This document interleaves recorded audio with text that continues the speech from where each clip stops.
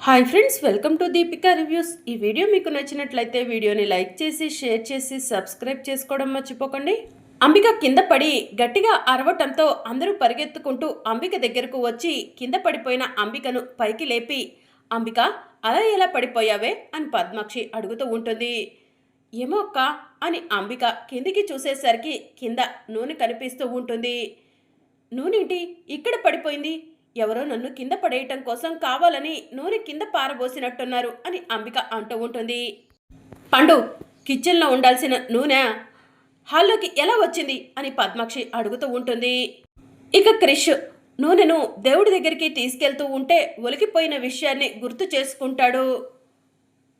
Madam, ఆ నూనె ఆ నూనె అని క్రిష్ కంగారు పడుతూ ఉంటే, పద్మాక్షి అమ్మ, నేనే దేవుడి దగ్గర సిరమ్మ దీపం పెట్టాలంటే నూనె తీసుకెళ్తుంటే కింద పడిపోయింది అని పండు చెప్తూ ఉంటాడు.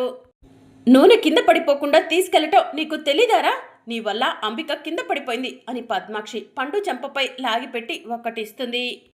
క్షమించండమ్మా, నాదే పొరపాటు అని పండు చెప్తూ ఉంటాడు. ఇంకొకసారి ఇలాంటిది రిపీట్ అయిందనుకో ఊరుకోను పండు అని అంబిక చెప్తూ ఉంటుంది. అంబిక, ఆర్ యు ఓకే అని పద్మాక్షి అడుగుతూ ఉంటే, బాగానే ఉంది లెక్క, పర్వాలేదు అని చెప్పి అంబిక చెప్తూ ఉంటుంది. సరే పదండి అని చెప్పి పద్మాక్షి వాళ్ళు అక్కడి నుంచి వెళ్ళిపోతారు. అంకుల్, నూనె పారబోసింది నేను కదా, మీరు పారబోసానని అబద్ధం ఎందుకు చెప్పారు అని పండు అడుగుతూ ఉంటాడు. బాబు, వాళ్ళు అసలే నీ పైన కోపంగా ఉన్నారు. నువ్వు నూనె పారబోసావని చెప్తే నిన్ను ఏం చేస్తారోనని ఆ నిందను నాపైన వేసుకున్నాను అని పండు చెప్తూ ఉంటాడు. సారీ అంకుల్, నా వల్ల మీరు దెబ్బలు తిన్నారు అని క్రిష్ చెప్తూ ఉంటాడు. పర్వాలేదులే బాబు అని చెప్పి పండు అంటూ ఉంటాడు. మా పండు మామయ్య చాలా మంచివాడు క్రిష్, ఎదుటివారు బాధపడకూడదని చూస్తాడు అని చెప్పి సిరి చెప్తూ ఉంటుంది. నేను కూడా మిమ్మల్ని మామయ్య అని పిలవచ్చా అని క్రిష్ అంటూ ఉంటాడు. పిలువు బాబు అని చెప్పి పండు అంటాడు. పండు మామయ్య అని క్రిష్ పిలవటంతో, నా చెల్లెలు లక్ష్మమ్మకు పిల్లలు పుట్టుంటే నన్ను ఇలానే పిలిచేవాళ్ళేమో అని పండు తనలో తానే అనుకుంటూ ఉంటాడు. మా సిరమ్మ పిలిచినట్టే నువ్వు కూడా పండు మావయ్య అని చాలా ముద్దుగా పిలుస్తున్నావు బాబు అని చెప్పి పండు అంటూ ఉంటాడు. అప్పుడే విహారీ కిందికి వస్తాడు. పండు, క్రిష్కి టిఫిన్ పెట్టావా అని విహారీ అడుగుతూ ఉంటాడు. విహారీ బాబు, టిఫిన్ తినటానికి అన్నం తినటానికి బాబు మారం చేస్తున్నాడు, కానీ సిరమ్మ యమునమ్మ బాబుకి దగ్గరుండి అన్నీ చూసుకుంటున్నారు, కంగారు పడాల్సిన అవసరం ఏం లేదు అని పండు చెప్తూ ఉంటాడు. క్రిష్, నువ్వు సిరితో ఆడుకుంటూ ఉండు, నేను ఆఫీస్కి వెళ్తాను అని విహారీ చెప్తూ ఉంటాడు. బ్యాట్మెన్, అమ్మ గురించి ఏదైనా ఇన్ఫర్మేషన్ తెలిసిందా అని క్రిష్ అడుగుతూ ఉంటాడు. ఇంకా తెలియలేదు క్రిష్ అని చెప్పి విహారీ అంటూ ఉంటాడు. బ్యాట్మెన్, ఒక్కసారి పోలీస్ స్టేషన్కు వెళ్దామా? అమ్మ గురించి స్పీడ్గా ఎంక్వైరీ చేయమని చెప్దాము అని చెప్పి క్రిష్ చెప్తూ ఉంటాడు. సరే క్రిష్, రా వెళ్దాం అని చెప్పి విహారీ అంటాడు. సిరి బాయ్ అని క్రిష్ చెప్తూ ఉంటే, బాయ్ క్రిష్ అని సిరి చెప్తూ ఉంటుంది. ఇక మరోవైపు రౌడీలు లక్ష్మిని కట్టిపడేస్తారు. లక్ష్మి రౌడీల నుంచి విడిపించుకోవడానికి ప్రయత్నం చేస్తూ ఉంటుంది. విహారీ గాడు ఎవరిని పడితే వాళ్ళని తీసుకొచ్చి ఇంట్లో పెడుతున్నాడు, ఏం చేయాలో అర్థం కావట్లేదు. ఆ రోజు డాక్యుమెంట్ తీసుకొని విహారీ దగ్గరకు వచ్చి హరికృష్ణ ఎంటర్ప్రైజెస్ని విహారీకి దక్కేలా చేసింది ఈ బుడ్డోడే. ఈ బుడ్డోడు నేను చేసే పనికి నాకు అడ్డు వస్తాడేమోనని అనుమానంగా ఉంది అని అంబిక తనలో తానే అనుకుంటూ ఉంటుంది. ఇక మరోవైపు విహారీ క్రిష్ని తీసుకొని పోలీస్ స్టేషన్కు వెళ్తాడు. సంధ్య గారు అని విహారీ అనటంతో, రండి విహారీ గారు, మేము కూడా సిరి కేసు గురించే మాట్లాడుకుంటున్నాం అని సంధ్య చెప్తూ ఉంటుంది. ఏదైనా ఇన్ఫర్మేషన్ తెలిసిందా సంధ్య గారు అని విహారీ అంటూ ఉంటాడు. మిమ్మల్ని ఫోటో తీసుకురామని చెప్పాం కదా విహారీ గారు, మీరేమో ఆ అమ్మాయి ఫోటో ఒక్కటి కూడా లేదంటున్నారు. ఆ అమ్మాయి ఆచూకీ ఎలా తెలుసుకోవాలో అర్థం కావట్లేదు అని చెప్పి సంధ్య చెప్తూ ఉంటుంది. అప్పుడే పోలీస్ స్టేషన్కి ఒక దొంగను తీసుకొని గోల్డ్ షాప్ అతను వస్తాడు. రారా రా అని దొంగని లాక్కొని పోలీస్ స్టేషన్కు రాగానే, ఏమైంది అని కానిస్టేబుల్ గోల్డ్ షాప్ అతన్ని అడుగుతూ ఉంటాడు. ఇతను నగలు దొంగతనం చేశాడు అని చెప్పి గోల్డ్ షాప్ అతను చెప్తూ ఉంటాడు. నగలు దొంగతనం చేశాడని మీరెలా చెప్తారు అని సంధ్య అడుగుతూ ఉంటుంది.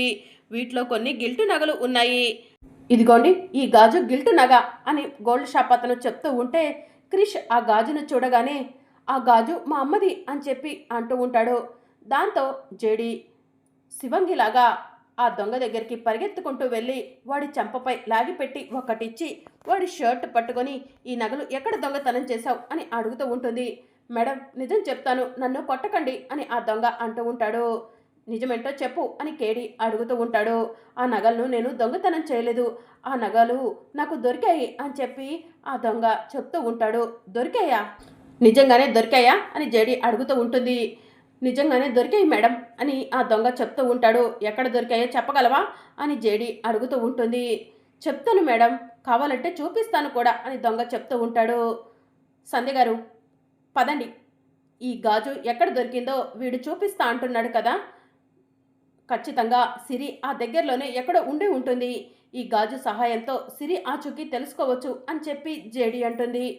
విహారి గారు రండి వెళ్దాం అని చెప్పి సంధ్య అంటుంది. విహారి, సంధ్య, జేడి, కేడి, క్రిష్ అందరూ కలిసి ఆ దొంగను తీసుకొని గాజు దొరికిన ప్లేస్కి వెళ్తారు. ఈ ప్లేస్లోనే నాకు గాజు దొరికింది మేడం అని ఆ దొంగ చెప్తూ ఉంటాడు. జేడి, కేడీలు కారు దిగి అటు ఇటు చూస్తూ ఉంటారు. ఒక ఇంటి ముందు రౌడీలు కాపలా కాస్తూ కనిపిస్తారు.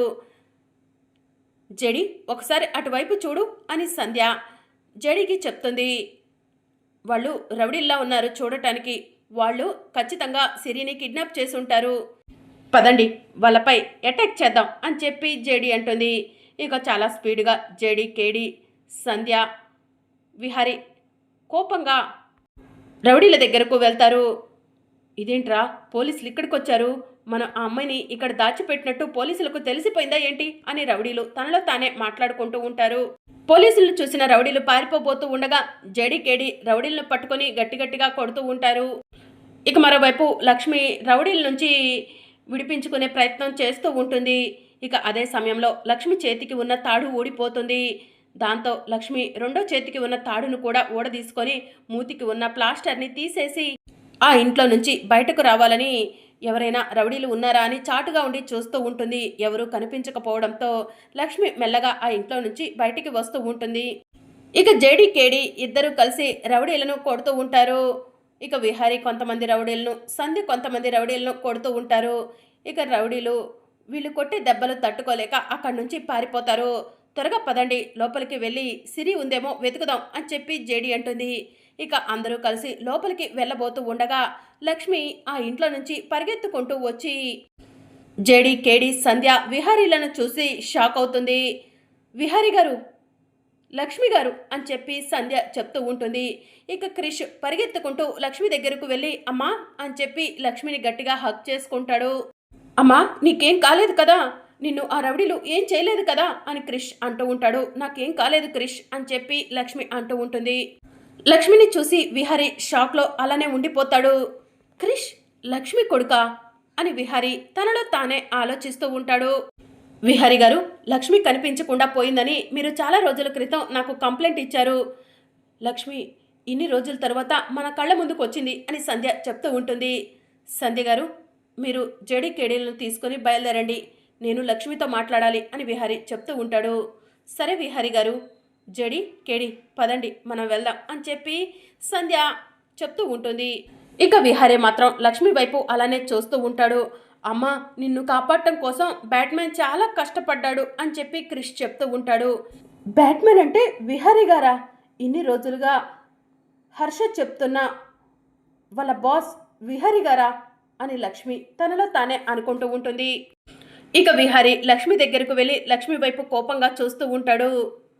నన్ను క్షమించండి విహారీ గారు అని లక్ష్మి అంటూ ఉంటుంది. నువ్వు క్షమించరాని తప్పు చేశావు కనకం అని విహారీ అంటూ ఉంటాడు. అమ్మా బ్యాట్మెన్ నీకు ముందే తెలుసా అని క్రిష్ అంటాడు. బ్యాట్మెన్ మా అమ్మ పేరు కనకం కాదు సిరి అని క్రిష్ చెప్తూ ఉంటాడు. క్రిష్ కాసేపు నువ్వు సైలెంట్గా ఉండవు, చెప్పు కనకం నన్నెందుకు మోసం చేశావు అని విహారీ అంటూ ఉంటాడు. విహారీ గారు, నేను మిమ్మల్ని మోసం చేయలేదు అని లక్ష్మి చెప్తూ ఉంటుంది. మరి నన్ను ఎందుకు వదిలిపెట్టి వెళ్ళిపోయావు? నన్ను ప్రాణంగా ప్రేమిస్తున్నా అని చెప్పావు కదా, ఎందుకు నన్ను వదిలిపెట్టి వెళ్ళిపోయావు అని విహారీ అంటూ ఉంటాడు. సహస్రమ్మ మీరు సంతోషంగా ఉండాలని వెళ్ళిపోయాను విహారీ గారు అని లక్ష్మి అంటుంది. సహస్రతో నేను సంతోషంగా ఉంటానని ఎలా అనుకున్నావు కనకం? నువ్వు వెళ్ళినప్పటి నుంచి నేను పిచ్చివాళ్లాగా మారిపోయాను అని విహారీ చెప్తూ ఉంటాడు. బ్యాట్మెన్ అమ్మ ఏంటి ఇలా మాట్లాడుకుంటున్నారు? బ్యాట్మెన్కి అమ్మకి ముందే పరిచయం ఉందా అని క్రిష్ తనలో తానే అనుకుంటూ ఉంటాడు. అసలు క్రిష్ నిన్ను అమ్మ అని పిలవటం ఏంటి? అసలు ఏం జరుగుతుంది కనకం అని విహారి అంటూ ఉంటాడు. ఇక లక్ష్మి ఏం మాట్లాడకుండా అలానే చూస్తూ ఉంటుంది. నిన్నే అడుగుతుంది. అడిగిన ప్రశ్నకు సమాధానం చెప్పు. క్రిష్కి నీకు ఏంటి సంబంధం? క్రిష్ నిన్ను అమ్మ అని పిలవటం వెనుక కారణం ఏంటి అని విహారి అడుగుతూ ఉంటాడు. క్రిష్ మన ప్రేమకు ప్రతిరూపం విహారి గారు అని లక్ష్మి అంటూ ఉంటుంది. ఇక విహారి షాకింగ్గా చూస్తూ ఉంటాడు. అవును విహారి గారు, మన ఇద్దరి కలయిక వల్లే క్రిష్ పుట్టాడు అని చెప్పి లక్ష్మి చెప్తూ ఉంటుంది. నా కొడుకుని ఇన్ని రోజులుగా నా కళ్ళకు కనిపించకుండా దూరంగా ఉంచావా కనకం అని విహారి అంటూ ఉంటాడు. అంటే ఆ రోజు నేను ప్రమాదంలో ఉన్నప్పుడు నన్ను కాపాడింది కూడా నువ్వేనా అని విహారి అంటూ ఉంటే, అవును విహారి గారు, ఆ రోజు మిమ్మల్ని ప్రమాదం నుంచి కాపాడి హాస్పిటల్లో క్రిష్కి జన్మనిచ్చాను. ఆ తరువాత క్రిష్ని ఎత్తుకొని అక్కడ ఉండటం కరెక్ట్ కాదని వైజాగ్కి వచ్చేసాము నేను బామ్మ అని చెప్పి లక్ష్మి చెప్తూ ఉంటుంది. ఇప్పుడు నిజమేంటో నాకు అర్థమైంది కనకం. నీ కడుపులో బిడ్డ పెరుగుతుందని ఇంట్లో వాళ్ళకు తెలియకూడదని, ఇంట్లో వాళ్ళకు నీ కడుపులో బిడ్డ గురించి తెలిస్తే నిన్ను అందరూ కూడా అవమానిస్తారని, నాపై నిందలు వేస్తారని నా గురించి ఆలోచించి నువ్వు ఇంటి నుంచి వెళ్ళిపోయావు కదా కనకం అని విహారి అంటూ ఉంటాడు. అవును విహారి గారు అని చెప్పి లక్ష్మి అంటుంది. ఎప్పుడు ఎదుటి వారి గురించి ఆలోచించడమే తప్ప నీ గురించి నువ్వు ఆలోచించుకోవా కనకం అని విహారి అంటూ ఉంటాడు. మీరు సంతోషంగా ఉండాలి, యమునమ్మ సంతోషంగా ఉండాలి, నేను కోరుకునేది ఇదే విహారి గారు అని లక్ష్మి అంటుంది. సరే నాతో రా అని విహారి లక్ష్మిని తీసుకొని కారులో వెళ్తూ ఉంటాడు. విహారి గారు నన్ను వదిలిపెట్టండి, నేను నా ఇంటికి వెళ్తాను అని లక్ష్మి అంటుంది. ఎక్కడికి వెళ్ళేది? నాతో రా అని విహారి లక్ష్మి చెయ్యి పట్టుకొని ఇంటికి వెళ్ళి అమ్మా అమ్మా అని పిలుస్తూ ఉంటాడు. యమున బయటికి వస్తుంది. లక్ష్మిని చూసి యమున షాక్ అయ్యి అమ్మ లక్ష్మి అని చెప్పి లక్ష్మిని గట్టిగా హగ్ చేసుకుంటుంది. యమునమ్మ అని లక్ష్మి అంటుంది. ఏమైపోయావు లక్ష్మి, ఎక్కడికి వెళ్ళిపోయావు లక్ష్మి అని యమున అడుగుతూ ఉంటుంది. అమ్మ కనకాన్ని ఇంటికి తీసుకొచ్చాను, ఇక కనకానికి దక్కాల్సిన గౌరవాన్ని కనకానికి దక్కేలా చేస్తాను, కనకం ఈ ఇంటికి అసలు సిసలైన కోడలని అందరికీ చెప్పేస్తాను అని విహారి సహస్ర, అంబికత్తయ్య, చారుకేశమోయ్య, పద్మాక్షి అత్త అందరూ రండి అని పిలుస్తూ ఉంటాడు. వద్దు విహారి గారు వద్దు అని చెప్పి లక్ష్మి అంటూ ఉంటుంది. ఇక నువ్వు ఎన్ని చెప్పినా కూడా నీ మాట వినను, నువ్వే ఈ ఇంటి కోడలువని నాకు భార్యవని అందరికీ చెప్పేస్తాను అని చెప్పి విహారి అంటాడు. మరి అప్కమింగ్ ఎపిసోడ్లో ఏం జరగనుందో తెలుసుకోవాలనుకుంటున్నారా? అయితే ఛానల్ను సబ్స్క్రైబ్ చేసుకుని సపోర్ట్ చేయడం మర్చిపోకండి. Thank you for watching.